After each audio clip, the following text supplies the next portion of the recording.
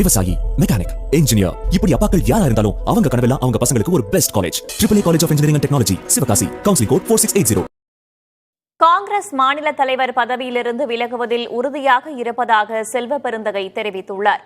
கசப்பான உணர்வுகளும் புரிதலின்றி நண்பர்கள் பேசியதும் தமது விலகல் முடிவுக்கு காரணம் என்றும் அவர் குறிப்பிட்டுள்ளார். செல்வ பெருந்தகையுடன் நமது செய்தியாளர் வீரகுமார் நடத்திய பிரத்யேக கலந்துரையாடலை பார்க்கலாம். சார், நேற்று பெங்களூர்ல மல்லிகார்ஜுன கார்கேவை சந்திச்சீங்க. திடீர் சந்திப்பு, என்ன காரணம் சார்? திடீர் சந்திப்பு இல்லை, ரெகுலராக சந்திக்கிறது தான் எங்களுடைய தலைவர். அவர் தேசிய தலைவர்.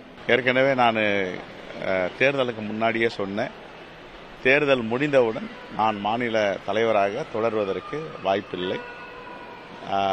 ஆகையால் வேற ஒருவர் அந்த பணியை மேற்கொள்வார் என்று ஏற்கனவே சொல்லியிருக்கேன். பத்திரிகையாளர்கிட்ட மட்டும் இல்லை, எங்கள் தலைமைக்கும் நான் சொல்லியிருக்கேன். அந்த அடிப்படையில் நேற்றைக்கு அந்த வாதமும் பேசப்பட்டிருக்கிறது.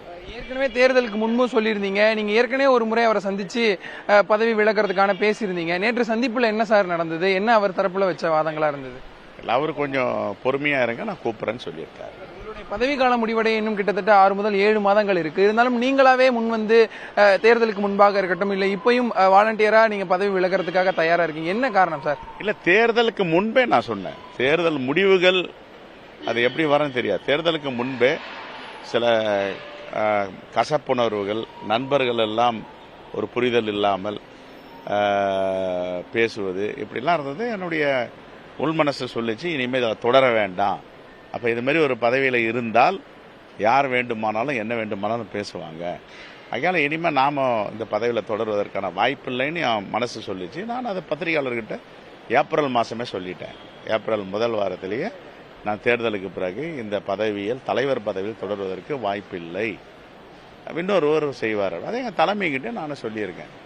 இனிமேல் தலைமை என்னுடைய கோரிக்கையை பரிசீலனை செய்து என்னை விடுவிக்கும் என்று நான் முழுமையாக நம்புகிறேன். மாணிக்கம் தாகூரா இருக்கட்டும், இல்ல ஜோதிமணியாக இருக்கட்டும், இல்ல விஸ்வநாதனா இருக்கட்டும், பலரும் உங்களுக்கு எதிரான கருத்துக்களை தொடர்ந்து தெரிவிச்சாங்க.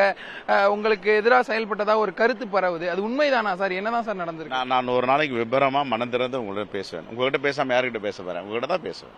விவசாயி, மெக்கானிக், இன்ஜினியர், இப்படி அப்பாக்கள் யாரா இருந்தாலும் அவங்க கனவெல்லாம் அவங்க பசங்களுக்கு ஒரு best college. AAA college of engineering and technology, Sivakasi. Counselling code 4680.